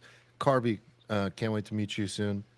God, such a good episode follow up to last week, which was totally good in the raw response to such a horrific event. I think we're providing the nice reaction palate cleanser to the horrific events. So that's good to hear. All right, Stephen, you win and on the the topic Buida, part. I think this is an absolute mic drop. What you do in this lifetime echoes in eternity. He was referring to our earlier conversation. What that about we were having. Alan Bryce Great says, clarity quote. this is why we need life on Mars. They need to attack us so we can unify against the enemy. Yeah, so Yes. I mean, like, I know he's like half joking, but like, No, that is unironically, the yes. existential is one of the greatest unifiers. I agree. When you were like, should we have a conversation about how do you solve this? And that's the only thing I could come up with is like, you need a common enemy. I mean, you look at the 60s and there was like rife with political, I mean, obviously assassinations, but disagreements, and, you know, the Cold War kind of like, Yeah, the Cold War. gave us China. a common enemy. China could be that. Could be. I don't know. But anyway, Yeah. that's the only solution I came up I mean, with. the way things are going, It's terrible. the developed nations will soon be the third world countries, and the developing nations of the world, the BRICS countries, are the ones that are. The script is flipping in the 21st century. The script is flipping, and in this era of max volatility and sort of loss of trust with the U.S. economy, I mean, you see these BRICS nations like really just going to start to usurp a lot of the so-called, developed Western nations, and like I think the whole thing is going to change so much over the next 10, 15 years. Maybe the C. Maybe the I. Maybe the I. But like, no. R&B. Brazil, no. Russia, Eh. no. I mean, Brazil has what is infrastructure the S? South problems. Africa? Definitely Yeah, no. South Yeah, Africa. Definitely no. Why are you even in there? Hard no. Oh, come on. South Africa is Give more credit. fucking sham. That's No, a great dude, country. I You love could that ar- country. well, South Africa is one of the you could most make a better in argument for shambles Indonesia nations than in like the South world. Africa. Like, Yeah. Indonesia has a wildly fast. South growing Africa population. is in the process of speed running the Zimbabwe playbook, which did not end well for Zimbabwe. those of you who are not in the know on the current state of Zimbabwe. Although I feel like we Paradox in the house. got off the. I had a yeah. question. You mentioned that it's very scary that Trump, his advisors, Stephen Miller, the Attorney General, whoever it is in power, is basically saying, "Well, we should prosecute a certain class of people." And I think there was even a database going of like, let's keep track of these people who are saying things we don't like, and then, we can use it to against them. Now, what part of this should be like what do you call it? Like the public market of shame, right? There's some kind of like self-controlling mechanism here that is happening where, society is kind of like checking shame, like, hey, you should be shameful that you said that, and that kind of happens all the time. It seems like that response is stronger than ever now. But what part of it should be coordinated and ingrained, and what part of it should we just let the market kind of be, call each other out and just let it be? I don't think any part of it should be the government. I actually don't want that. It comes down to what though? Sorry, I don't know if I followed all that. Yeah, I mean, we talked about the right is now canceling the left. That's fine. The irony. Yeah, the irony is strong, What the fuck, guys? right? But who gave her that script? I don't Like know. who was in that room when they But- thought they should do that? Okay, but like I think it's actually it's a good thing that the right is canceling the left, and I think that what Bondi said is very, very bad. And I think bad. I think that those Whoa, you're gonna have to unpack that. For no, me. I think those things are completely logically consistent. I think you have to drill down a little deeper to understand that, right? Hate speech laws are bad because they're an expression of the desire to give the government via enshrined law the ability to say what speech is good and what speech is not good.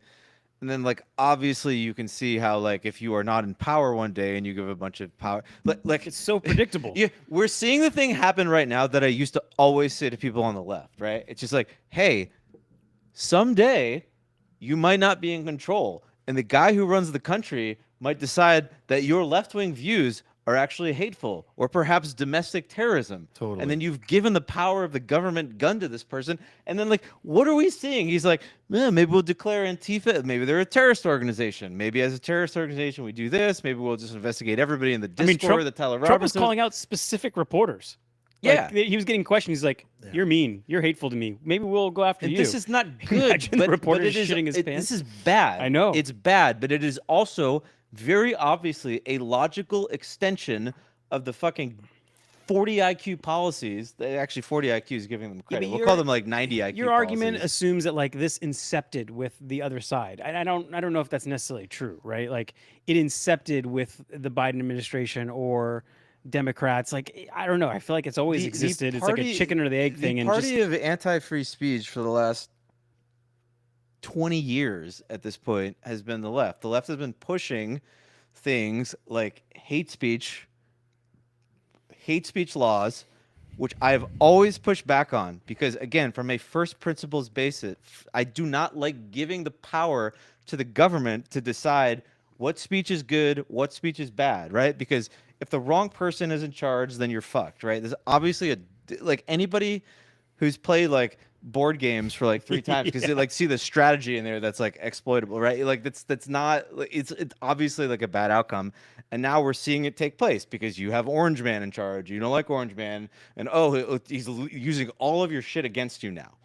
But you But advocated why for do you this. think it's good for the right to cancel the left? That just feels like an eye for These an are eye. different things, That feels though. like These middle are school bullshit. Let me explain this though. Maybe I'm not explaining well. The reason Pam Bomdi's shit is bad, the reason hate speech is bad, is because you are enshrining within the government the ability to sort of like basically like imprison you for I totally agree with you on dissent, that. which is not good. Canceling people is actually like on some level a very libertarian view because it ties into the concept of free association. I'm not advocating that if I watch nurses like post videos on TikTok saying like I hope that Charlie Kirk's kids burn in hell, right? Jesus. I don't think that person should go to jail. I don't want to set that precedent. I do think that person should lose their job because I think the person that employs that person should have the ability to What does what associate. they say on TikTok have to do with their job? If you are a nurse, I don't actually understand why people are losing their jobs. if you're if you're a social studies teacher, as is the person in Rhode Island, you're going to be teaching my kids about the government and civics Okay, but all day. what about the nurse? Well, the nurse Oh, is supposed the to be nurse like is pretty obvious too, like- unbiased healthcare, right? If, imagine this. Imagine a nurse like posts a video on TikTok and she's just like, I think all right-wing people should die. I think their views are very important. and a guy comes in with a I MAGA don't- hat in the ER. I don't want to have a strong opinion because I need to learn more about this, but I don't understand why someone's personal opinions should matter at all whatsoever. Okay. Unless unless you see her show bias in the workplace toward her patients. That's something I can measure. Okay, let me use a. I'd be like, I'm hey, gonna use a very obvious, tangible example. You run a startup, right? Mm-hmm. Imagine you hire a dev tomorrow, right? He's got a very large Twitter following. You wake up the next day to realize that his entire Twitter feed is laced with N-word profanities, just rants about the Jews. All black people should die. Are you gonna sit here? You have to raise money. You're gonna tell me you're gonna sit here and be like, I believe in principles of free speech, so I'm going to hire them. No, of course not. I'm not saying Of I don't course have not. the right or they don't have the right to fire her.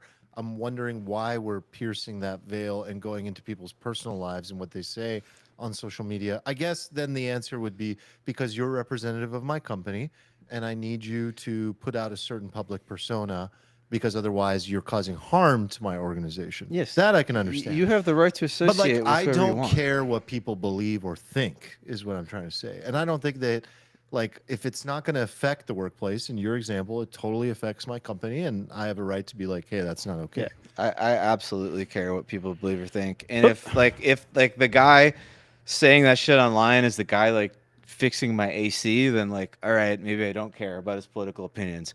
If it's somebody like teaching my kids, I probably care about their political opinions. If it's somebody who's going to like operate on me, I probably care about their political opinions.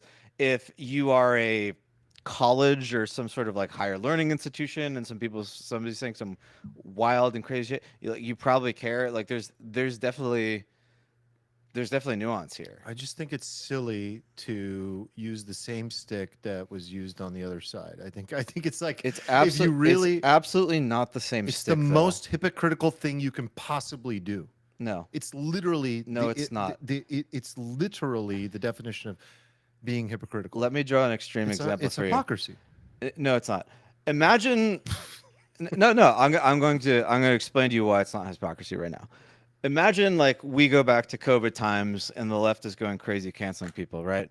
And Armand, you work for some company, you don't have your thing, and like and you make a tweet one day, and you say, I really like butterflies, and you don't realize it, but you set a firestorm off within people. Like people are just like, this man loves fucking butterflies.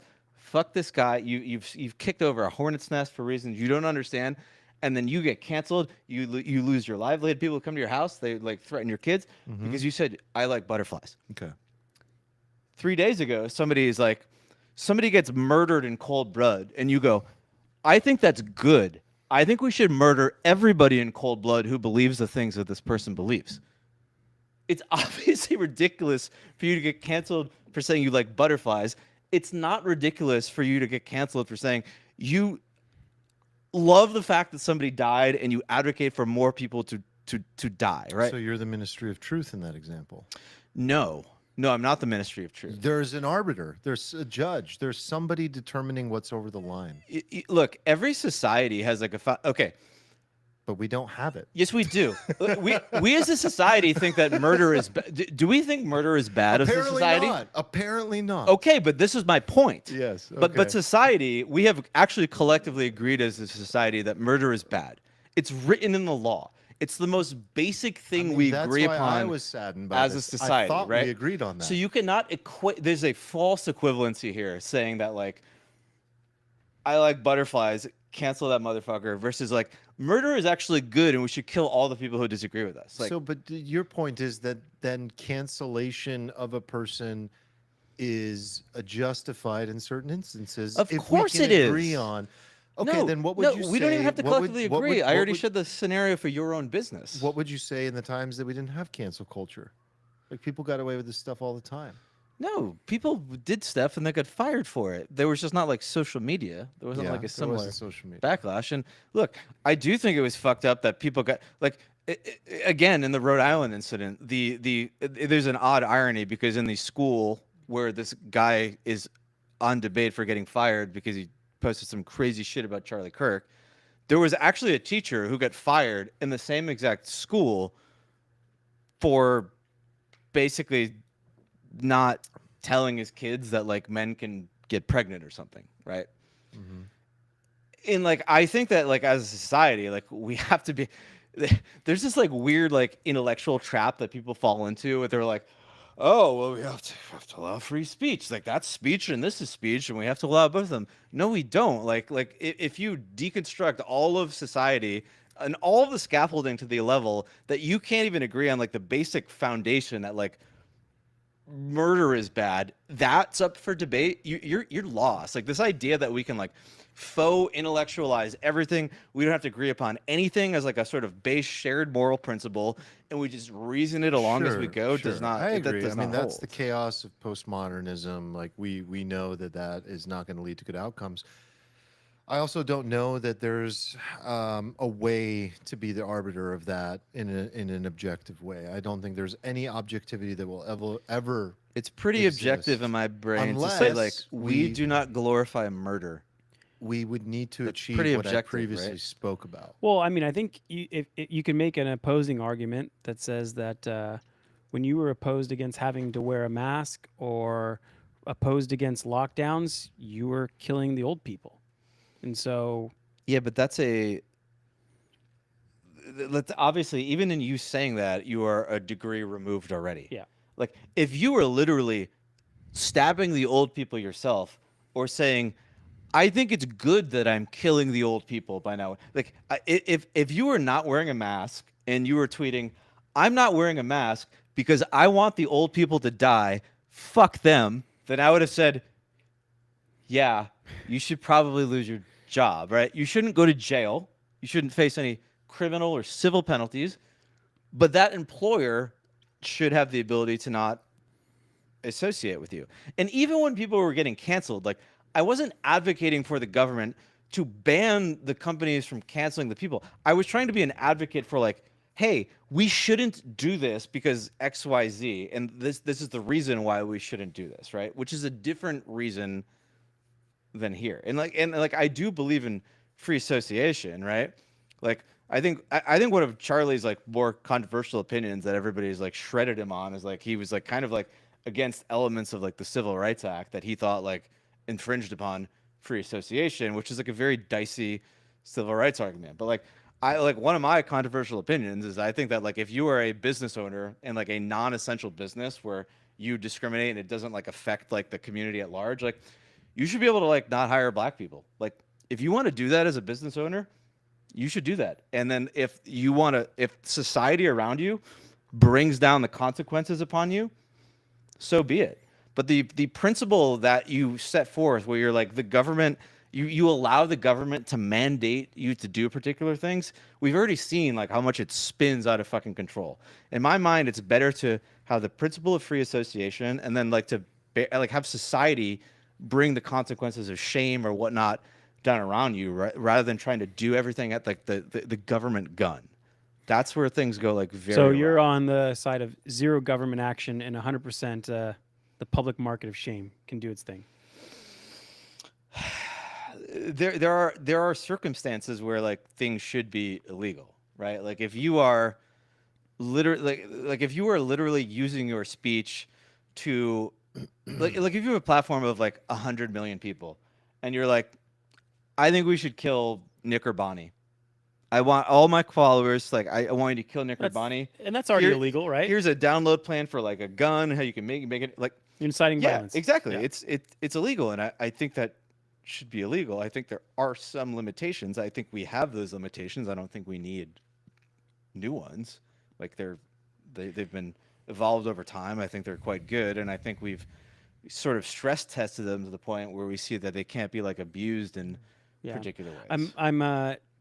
It's easy to apply this argument to extreme cases of what people said, oh, I think his kid should die in hell or whatever, right? But there's probably a little gray area, which like, you know, I'm trying to think what it would be, but I'm sad he died, but I'm not going to mourn his death. That is like kind of in the middle. So like who arbiters if that is, you know, deserving of losing a job? And I mean, I think it's ridiculous. Yeah. What do you think of, you know, the right canceling the left, and then like Bondi's like hate speech thing? yeah, I mean, same. I was like flat. I saw the clip and I was like, that is the most ridiculous / scary thing Yeah, I've ever I heard. wanna And I conflate the immediately It's, just like, got so rid of bad. it in my It's feed so bad. because I didn't want more of that. I was like, this Yeah. is so It's bad. so bad. It's so bad. Yeah. And I you do see how they're different though, right? Yeah, yeah, Yeah, I just wanna know he what- agrees. what- Yeah, I'm a little scared of that. yeah. Quite Yeah, I'm frankly, scared and I of that don't shit, like too. the president or really anyone in a seat of power to be like, well, why don't we go after you, reporter? You know, I mean, listen, Yeah. it's one thing to be like, this network station is fake news. It's another to reporter ask you a question and then be like, why don't we go after you? Yeah. And it doesn't. That's all it takes, by the way. It doesn't have to be like we're gonna go after you. Now every other reporter's like, I mean, Shit. you become what they label you. Like that's literally what's happening. yeah. And I don't know what Jimmy Kimmel said, so he might have said something horrible. But Yeah, even Trump taking a hardcore stance like that causes a corporation like ABC News to be like, ah, fuck, just cancel the show. Like we don't know what's gonna happen. We might get sued, you know, $15 billion, and we just don't even want it, even regardless of whether we'd win. So I don't know. That part's the scariest part He- for me. Yeah, he's not fired, but he's canceled indefinitely. Oh, okay. Um, We're not breaking up. Yeah, We're just indefinitely break. not We're seeing gonna each other. take we're anymore. still together. Like you're still gonna get paid. You're still gonna get a paycheck, but you're just not gonna be on the. You don't have to work. I mean, it's that actually sounds, like that sounds pretty good, actually. he suggested that the shooter was aligned with the MAGA movement. The MAGA gang desperately trying to characterize this kid who murdered Charlie Kirk as anything other than one of them, and doing everything they can to score political points from it. I mean, is that so far from the truth? I don't That's know. pretty irresponsible. I mean, he's a comedian. Like, But he's not a comedian because he's not fucking funny. It's like a he's it's like not a funny. shitty late night monologue. agree. That I loses, agree with all like, that. honestly, like if Jimmy made money, like they wouldn't have canceled him. They were probably just like, Yeah, oh, like thank God, like we can fucking nuke this guy's contract. We can fucking Colbert the shit out of this guy. is that all? Is that all he said? I don't. I don't kind of think need to process that a little maybe bit to I- see if that's that I need bad. some- I haven't seen it. I imagine if you watch the stuff, Wait, there was is the- something is- there. Are they trying to characterize? I mean, he talks shit on Trump How is every he- single night. That's like that's 80% of his monologue every Yeah. night. So how is this any different? You know, But what's his point? I think his point is that they're understand. using it for political gain. There was a so after this happened, like our friend Adam Cochran wrote a whole like 37 tweet thread about why this guy's actually a fucking groiper. Do you even know what a groiper is? No idea. Yeah, nobody knows what a fucking groiper. No, but I saw it in, and then I was like, "Yep, that's one of those things." Groipers, they're like sort of like the Nick Fuentes kind of like far right disciples. Okay. Yeah, but like, This is the new incel. I mean, but like he's not an incel. He's dating a trans guy girl. You know, it's like the one groiper on planet Earth that's in a gay trans. I don't even know what it is. Like, I'm sorry, I You're gonna can't get it keep wrong. track of it. He's dating a dude, but it's not gay because the Okay. dude is a girl. Okay. He's sucking on female penis. I'm out. I'm out. Armand's out. It's new generations. It's just like, you know, it's a new world, Armand. You just gotta get with the times. But Oh, man. yeah, I mean, but like I will say, like, on that note, like I've been following the, like, somebody released like Discord chats and stuff, and it's Alan Bryce says, I thought it was a fish, a groiper. Alan. The first time I heard this, I thought the same thing actually. So you're not wrong. Okay. No, they released this guy's chats and everything, and it's just like you want to see some chats. Where it's Yeah. just Are you gonna say if you thought the chat was real, the texts were real? well, these are different things. I'm talking about like his Discord. They Discord got his chat. Discord messages. Oh, like what his did those actual- say? He doesn't like in the group. It looks like they got the messages to some Discord he's in with like his friends and everything. And it looks like he's like the guy in the friend group who like knows politics, and people are like, "Hey, who do you think's gonna win the election?" But his responses are just like, "I don't know. It looks pretty close. Like I think there's a." It's not like they ask him stuff and he's just like, "Trump must die. He's the worst person." Mm. It's just like. It looks weird because it doesn't look like from any of these chats. So like did he he's just do been it? like spitting like vitriol, Did right? he do it? I mean, like you've got to think he did it, but like stuff looks weird. I mean, should I don't we talk know. About, should we talk about the messages? I opened it up and I'm like, wait, people. The think messages he are so didn't- easily now explainable, we don't though. think some people don't think he did it. You want to read quotes from the messages? do They're we have hilarious. the messages? They're like, The squad car, Yeah, I mean, basically, dude. it reads. vehicle. wait, we have to read this shit. It's like insane. It's actually driving me crazy because like I'm just like, I actually don't understand what's happening Anybody here. who's texted with anybody who's Gen Z knows they don't write like this. First of all, complete sentences, Wait. spelling everything correctly, most punctuation in place, Yeah. paragraph format. What? No Paragraph acronyms, not a format? single acronym. Most text messages from a Zoomer are like 3 words, new text, Well, 3 words, new Just to text. be clear, these were text messages between him and his trans I lover don't think roommate. that changes a lot. Okay. I don't have the exact quotes in front of me, but it was like weird. I mean, I'm sure a lot of people listening have like seen. Wait, the you read it messages. off during our meeting yesterday. I We don't did have- because it was like in front of me at the time Oh, because okay. I was looking at it, just being like, "What the fuck is going on here?" Because like, on the one hand, like if you like Charlie, you want there's a part of your brain that's just like, yeah, I just want to believe that this was just some trans guys dating some trans furry. They're doing some bold shit with their furries and walking each other like dogs, and he just fucking hated Charlie with his trans shit, and he confessed it all there, and he murdered them, and it's good, it's cut and dry and simple.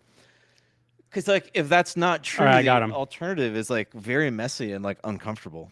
You got him? Okay, the roommate says, "What? You're joking, right?" He says, "I'm still okay, my love, but I'm stuck in Orem for a little while longer. Shouldn't be long until I can come home." Oh, I got an ad.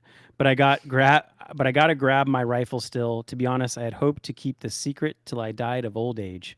I am sorry to involve you. You weren't the one who did it, right? I am. I'm So sorry. Is this just This is like absolving? this is I like thought they written. This is like written Is by the this- girl who wrote the Minotaur smut. Is this what just sounds to like. absolve the boyfriend? But Girlfriend? like the He says, I how thought that it- how long have you been planning this? A bit over a week, I believe. I can get close to it, but there's a squad car parked right by it. I a think squad car? He's they're already- only planned. What 22-year-old says squad car? Hold on. This guy planned an assassination 1 week before it happened. Like really? I can't even get past the squad car. I can't get past the 1 week. The squad car, my love. The squad car. My love doesn't get. What else me. do we have in there? We got the squad car? We got the gets me. drop point. Drop The point. drop point. You ever heard of Zoomer say? The drop point. It's like the most like Fed I speak mean, I don't shit know. Maybe ever, he's man. like into Ugh. shoot first person Ugh. shooter games. I don't know. he says, judging from today, I'd say Grandpa's gun does fine. I don't know. He calls his dad his old man. My old man. Eh, Nobody under the age of fucking 50 calls their dad their old man. That's true. Nobody says that. I don't call my dad my old man. Nobody says And that. I'm old as fuck now, unfortunately. I've never called my dad my old man. Yeah, Yeah, that my is- old man. that That's is like that's a what Joe 50 Biden plus. says. Joe Biden definitely refers to his man, his dad as his old man, That's true. right? But that's I'm curious if most people think these I don't know. are Somebody real in the texts. chat. Tell me I'm wrong. Yeah. I ran this through ChatGPT and I did a bunch of stuff on my own. I was like, tell me the age of the person writing this. And ChatGPT was like, I would estimate 40 to 50. That sounds right. And I was like, yeah, that checks out. So That that's, checks That's out. why I just can't even like I just can't even. I'm like, By the way, is how about it a phone real? call? Is it not? How about a phone call? Yeah. Not. I don't know. They don't call. You don't do this over text message. And It's how is this just- guy doing this over text message when he's obviously trying to like And the message avert authorities? and the message basically just like it confirms the motive, it confirms where the evidence is, why I did it. It just like checks off like all the boxes. It's just like fucking weird. It's just like, yeah, what if I just confess Yeah. everything? Now I and- understand when Marty says you can't make this shit up. Ugh, it's like You can't make this up. Okay, so the other thing is the guy they arrested initially. Did you see the guy, the old guy, the Yeah. bald guy, George Zinn or whatever? Mm-hmm. Okay, so get this. They take him into the police station for interrogation. They're like, can we look at your phone? And he's like, yes, but I have to warn you, I use it to view images of child sexual exploitation. And they're like, what? and they look at his phone and they find child porn on it. Also, apparently, this guy was in What like do a you- 9/11 documentary, what do and you he's make been of around like this? all. I don't know, man. I'm losing my fucking goddamn I mean, mind. it's Yeah, that's plausible why that I'm- some crazy guy who's also interested in 9/11 shows up at a political. He's debate. been around like a number of like random disasters. Like he just shows up. Well, that makes sense. Yeah, I mean, Who tells the police? Like, oh, yeah, it's child porn on my phone. Like, and what did he do? Why was he there?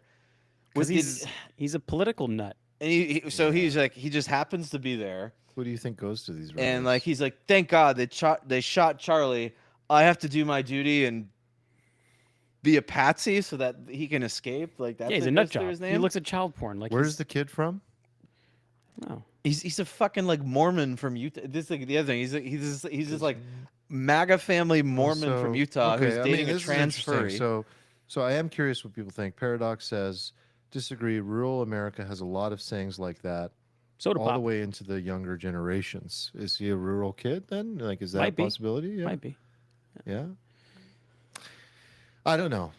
That's why I'm just like, this whole thing is a clusterfuck. We don't know who should, same with the Trump thing, like Dude, the guy who shot Trump. if Paradox can look at every text conversation she's ever had with anybody over the age of 22 and pull out a single fucking line that reads like squad car. I left my vehicle. I need to return to my vehicle. Look, who says that? I don't say that. Where's the last time you called your car your vehicle? At the DMV. I mean, yeah. When I read it, it didn't left look, my it vehicle didn't look in the- legit to me. It was literally just like the "How do you do, fellow kids" meme. The whole Yeah. fucking thing. I could see it being plausible. They're trying to like. But I also don't understand like why. I just know it just looks fucking weird. It doesn't look right. But I don't know what's happening. I know everybody else, like there's a lot of people being like, "Oh, Israel killed him." Yeah, Israel. It's fucking. I'm just like, no, stop. But like, I don't get it. It doesn't look right. Like I don't see like the motive that much. It's not like it would. Again, that's why like it pains me. It would be much cleaner if they found his Discord messages and they were just like thousands of like pro-trans, like Charlie's he's putting trans lives. But there's like, they haven't found any of that. So it's like, is he just like a fucking nihilist who? He's like a nihilist Reddit kid who like watched trans porn when he was like 14 know. I and mean, got a little thing in his head and Don't just you was think experimenting with a some guy of and he these killed things Charlie? are not political movements? They're just like random and stochastic in nature. Like it's just some kid who like went fucking crazy. These like political assassination attempts aren't a big trend. You're taking like 7 data plots out of, a trillion data points and being like, well, Well, the if whole anything- world is fucked because we're all moving in this direction and it's just stochastic.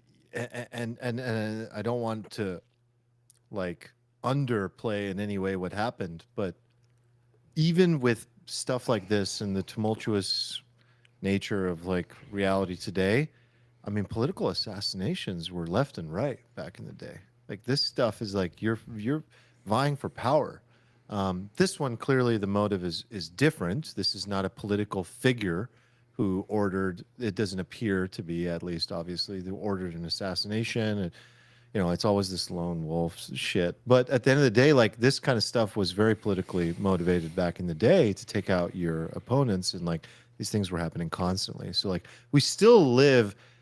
I say this, and I don't want people to think I'm saying like, oh, everything's gravy, but like we still live in great times, like comparatively to the past. We really do. I agree with you. Like people, like it can get so much worse. That's like one of the things. It can get so bad, dude. The 70s are wild. Like there was a time with there were like 30 fucking bombings a day. Like the Weather Underground was bombing like 1,000, like 10,000 people a year. Like, it was fucking wild. Like shit was crazy. Like the rabbit hole I've gone down with this shit is like wild. For example, Gavin Newsom's wife is like really good friends with this lady. I think her name is like Angela Davis. There was an event in the 70s where she basically funneled guns to these prison inmates who sort of rioted, escaped, and there was like this big thing that I never knew about. Like you see these photos, it's gnarly. There's this prison inmate. He's got a sawed-off shotgun taped around this judge's neck with like a pistol pointed at him. You can see the photos of it. It's fucking crazy. And like ended up blowing this judge's brain out, right? This is like a thing that happened in the 70s. And it's just like one of the craziest things that happened that like people are not aware of is like there was this massive wave of political violence in the 70s. And it's like, where did it go? Like, where'd that political violence go, right? Do you know where it went? It went away. But do you know why it went away? Because the people who committed the violence won. They won, right? So the people who committed all this violence, like a good example, this used to be like a meme, like because I remember in college when Obama was being elected and people were like freaking out over like Bill Ayers and stuff, and I was like, oh my god, these crazy right-wing conservatives, right? But then I look into it, and it's just like this guy was like a fucking domestic terrorist in the 70s, and Obama liked him, and it was a big deal. Like there were all these like of the political left at the time, it was 100% the political left, domestic terrorism. And they were all just like whitewashed through academia. But a lot of the political assassinations were the political left getting assassinated, right? Like RFK, JFK, Malcolm X, Martin Luther King. So I think a lot of people on the political left who were assassinated by the fucking CIA. And then I think a lot of people were assassinated by the political left. So like I'm not saying that like there wasn't violence, but like the CIA I actually think killed like all those people. I don't know much about why. Like that's interesting. You're saying like they won, so it went away, but also it went away because the risk is higher. Surveillance culture, cameras on buses. You have access to so much more information. You're much more likely to get caught. People got away with things. No, the ideas went out, Armand. They captured the academic institutions. They captured the higher learning. The reason violence generally has decreased is because the risk is higher, is what I'm saying. I think violence decreased because the people committing the violence won and had no need to commit the violence anymore. No, I'm talking about a random guy on a bus who slits a girl's throat. I'm saying like this stuff happens. That's different though. There's a difference between I don't want to take. I'm talking more generally. Yeah, I'm talking about like the organized political violence. Yeah. The guy who shanked the girl on the bus is not organized political violence. That's a different problem. Fine. It's still a bad problem. Yeah. But like. Yeah. Paradox says, disagree. Rural America has a lot of sayings like that all the way into the younger generations. The California major cities bubble is strong. I used to live in it prior to living in the small towns in the South. Stephen, in the South, they call cars vehicles, pronounce vehicle. Thank you for the perspective. And I'm sorry. And this is everyone, not just Utah, the deep South now? It could be rural towns in Utah. Oh, my God. Yeah. You say vehicle, drop point, you refer to sweeping the spot. But that's good perspective. Like, people view those texts and some people think, yeah, checks out. But like, we have the way. It depends on your perspective. We also have counterpoint. We also have all of this guy's Discord messages. And in his Discord messages, he talks like a fucking Gen Z guy. He doesn't capitalize the letter I. He uses all these acronyms. He uses shorthand kind of thing. Like this other shit is weird. Okay, it does not. Weird. That's weird. I feel like they could actually be setting this guy up for like a case dismissal, because you have the governor kind of coming forth with strong opinions against this guy, tainting like a juror pool. And if they are fabricating text messages, you know, a defense lawyer could be like, well, does this sound like my defendant? I don't know. It's dangerous, kind of what they're doing in the public without just letting due process do its thing.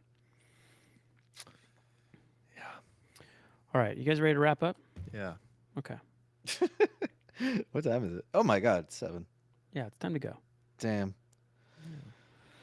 Oh, well, that was fun. Yeah, that was good. I'm glad we did that. I wasn't so excited to do it yesterday because I was just exhausted from my feet. It Just was like, good. give me D2C com Twitter, not not this shit. Skipping through everything. Hopefully, we'll be back to our Well, regular. we're about to have an epic weekend. We're gonna have a 2 great more weekend. sleeps Can't wait to see till Alfalfa some Palooza. friends. Yeah. If you're not coming, I'm sorry.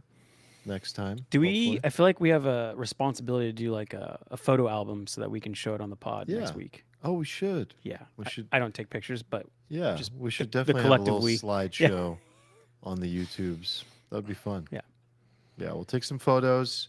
For those of you that can't make it, we will miss you. You'll be there in spirit. For those of you that are coming, dab it up with me and everybody, and let's have a great time. yeah, it's gonna be a good time. It's going to be a great time. We're going to a nice dinner. Yeah. Some of us. We're getting on a boat. We're having a taco truck Where? at the house Oh, Friday? on Saturday. Oh, Right? Friday? is all What are we Saturday? exciting. doing Friday? I don't know. I thought this was happening. Friday's dinner. Saturday's the taco truck. Okay, exciting. I believe. Is that after the boat? Because that'd I be believe ideal. it's after the Yeah, boat. come back Yeah, drunk. you're going for to need the- your tacos. Yeah. We're gonna have to do some Friday afternoon pickleball. I think. Shout out to everyone who helped organize this. Yeah, Not thank you. us. Everyone in the A chat. strong committee. Yeah, strong committee. Lots of hard work to make sure everyone has fun. Everyone who sent in goodies, thank you. And yeah, it's gonna be a good. Thank you, Matt. fun- Thank you, fun- Emma. Yes. Thank you. Anybody who did stuff in addition to them, but I know that Matt and Emma have been shouldering a huge amount of the load for this. So Absolutely. Yeah, it's gonna be well Absolutely. worth it. All right, guys. Well, we'll be back next week to report on our fun weekend, and hopefully Eric will be back as well. And yeah, we'll see you guys next week. If you haven't liked the video already, please do. All the links are at alfalfapod.com. Subscribe to the YouTube channel if you haven't. And we'll be back next week, Wednesday, 5 p.m. PST. Thanks, guys. Peace.